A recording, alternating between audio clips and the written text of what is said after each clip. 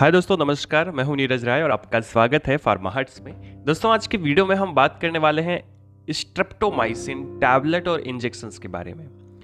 दोस्तों, स्ट्रेप्टोमाइसिन ज़्यादातर इंजेक्शन के फॉर्म में यूज़ की जाती है और ये ऐसी मेडिसिन है जो हम अकेले यूज़ नहीं करते। तो आज की वीडियो में हम इसकी बात करने वाले हैं कि ये मेडिसिन क्या काम करती है, कैसे काम करती है। इसके अलावा दोस्तों, इसका यूज़ कहाँ कहाँ पे किया जाता है एंड इसको अकेले यूज़ क्यों नहीं करते। इसके साथ में दोस्तों इसके साइड इफेक्ट, स्पेशल प्रिकॉशंस और डोज की बात करेंगे। तो चलिए वीडियो की शुरुआत करते हैं और बात करते हैं स्ट्रेप्टोमाइसिन टैबलेट एंड इंजेक्शन के बारे में। दोस्तों, स्ट्रेप्टोमाइसिन एक प्रकार की एंटीबायोटिक होती है, लेकिन इसका सबसे मेजर डिसएडवांटेज होता है कि जब हम इसे लंबे समय तक देते हैं तो बॉडी के अंदर में इस मेडिसिन के प्रति बैक्टीरियल रेजिस्टेंट उत्पन्न हो जाता है। यानी कि ये बैक्टीरियाज को नष्ट नहीं कर पाती है, सही से काम नहीं कर पाती है। इस वजह से इस मेडिसिन को अकेले ना दे करके किसी दूसरे मेडिसिन के साथ में मिलाकर देते हैं। जैसे कि एंटी ट्यूबरकुलर अगर हम ट्रीटमेंट की बात करें तो वहाँ पर स्ट्रेप्टोमाइसिन दूसरी मेडिसिन के साथ कॉम्बिनेशन में यूज़ होती है। इस तरह से फ़ायदा ये होता है कि ये जो मेडिसिन होती है ना, ये सही से काम कर पाती है और रेजिस्टेंट विल्ड नहीं होता है। दोस्तों, स्ट्रेप्टोमाइसिन ज़्यादातर अगर हम आईएम देते हैं या सबक्यूटेनियस साइट से देते हैं तो ये ज़्यादा अच्छे से एब्जॉर्ब होती है और ज़्यादा अच्छे से काम करती है। अगर इस टैबलेट के बारे में दोस्तों यूजेस के बारे में हम लोग बात करें कि इसका यूज़ कहाँ कहाँ पे किया जाता है, तो इसका यूज़ हम लोग करते हैं प्लेग में। यानी प्लेग एक प्रकार की बैक्टीरियल डिजीज है, तो वहाँ पर इसका यूज़ किया जाता है। ट्यूबरकुलोसिस में यूज़ करते हैं एंड टुलरेमिया में यूज़ करते हैं। ये एक ऐसी कंडीशन होती है जिसको हम लोग रैबिट फीवर कहते हैं, और ये रैबिट फीवर मनुष्यों में भी होता है और जानवरों में ज़्यादातर होता है। इसके अलावा दोस्तों, बैक्टीरियल एंडोकार्डाइटिस में यूज़ करते हैं। ये एक ऐसी कंडीशन है जिसमें आपके हार्ट में बैक्टीरियल इन्फेक्शन पहुंच जाता है ब्लड के माध्यम से, तो उसको हम लोग ये कंडीशन बोलते हैं और वहाँ पर भी स्ट्रेप्टोमाइसिन यूज़ की जाती है। इसके अलावा दोस्तों, मेनिंजाइटिस में यूज़ करते हैं, मस्तिष्क ज्वर में इसे यूज़ करते हैं एंड ब्रुसेलोसिस में इसको यूज़ किया जाता है। ये एक एनिमल कंडीशन होती है और ये मेडिसिन यहाँ पे यूज़ होती है। तो कुल मिला के इन सभी बीमारियों में इसका यूज़ किया जाता है। एंड आपको बता दें कि ज़्यादातर जो पोटेंट यूज़ होता है जो हम लोग जानते हैं वो है ट्यूबरकुलोसिस में इसका यूज़। यानी ट्यूबरकुलोसिस में ज़्यादातर स्ट्रेप्टोमाइसिन का यूज़ किया जाता है। स्ट्रेप्टोमाइसिन टैबलेट्स की दोस्तों स्पेशल प्रिकॉशंस की अगर मैं बात करूं तो यहाँ पे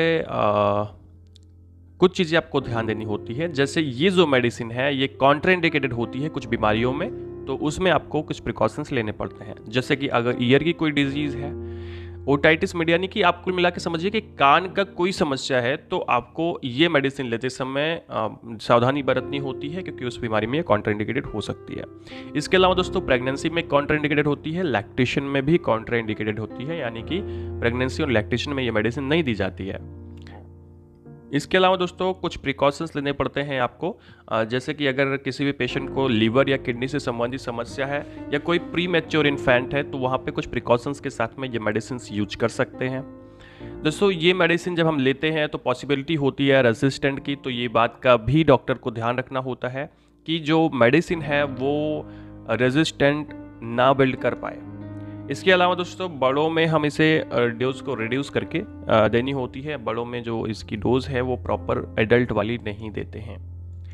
अब अगर बात की जाए दोस्तों इसके साइड इफेक्ट के बारे में, तो इसके कुछ साइड इफेक्ट होते हैं। जैसे कि एनाफाइलेक्टिक शॉक हो सकता है, यानी ये मेडिसिन आपको एलर्जी उत्पन्न कर सकती है, एलर्जी दे सकती है, अचानक से एलर्जन का काम कर सकती है। इसके अलावा नेफ्रोटॉक्सिसिटी देखने को मिलता है, यानी कि किडनी से संबंधित समस्याएं आपको हो सकती हैं अगर आप ये मेडिसिन लंबे समय तक लेते हैं।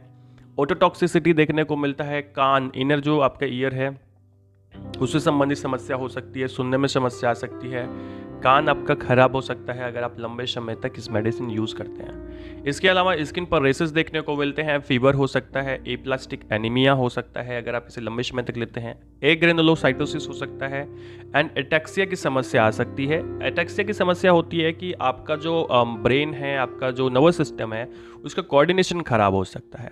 इसके अलावा दोस्तों इस्नोफिलिया की समस्या आ सकती है और ऑप्टिक नर्व डिस्फंक्शन हो सकता है।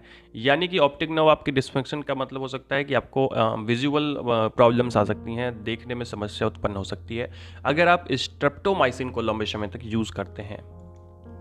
अब अगर दोस्तों बात करें लास्ट में हम इसके डोज के बारे में कि इस मेडिसिन की डोज क्या होती है, तो स्ट्रेप्टोमाइसिन की सिंगल डोज देते हैं यूजुअली 1 ग्राम पर डे की ये डोज होती है। आप इसे दिन में 2 बार दे सकते हैं या 1 बार दे सकते हैं पेशेंट को। और ट्यूबरकुलोसिस के अंदर में ये ट्यूबरकुलोसिस जैसे रिलेटेड डिजीज़ में जैसे मेनिंजाइटिस या दूसरी डिजीज़ में जो लंबे समय तक रहते हैं, ये 2 से 3 महीने तक यूज़ की जाती है in a combination of the other medicine. दूसरी मेडिसिन के साथ कम्बिनेशन में इसे हम यूज़ करते हैं और 2 से 3 महीने तक इसे यूज़ किया जा सकता है। तो दोस्तों ये था आज का वीडियो जिसमें हम लोगों ने बात की आज की वीडियो जिसमें हम लोगों ने बात किया दोस्तों स्ट्रेप्टोमाइसिन टैबलेट और इंजेक्शन के बारे में। वीडियो आपको इन्फॉर्मेटिव लगा हो, अच्छा लगा हो तो चैनल को सब्सक्राइब करिएगा, वीडियो को लाइक करिएगा, दोस्तों के पास शेयर करिएगा। दोस्तों हमें इंस्टाग्राम पर भी फॉलो कर सकते हैं और हमारा हेल्थ मुके चैनल जरूर देखिएगा। पूरा वीडियो देखने के लिए बहुत बहुत धन्यवाद। मिलते हैं नेक्स्ट वीडियो में।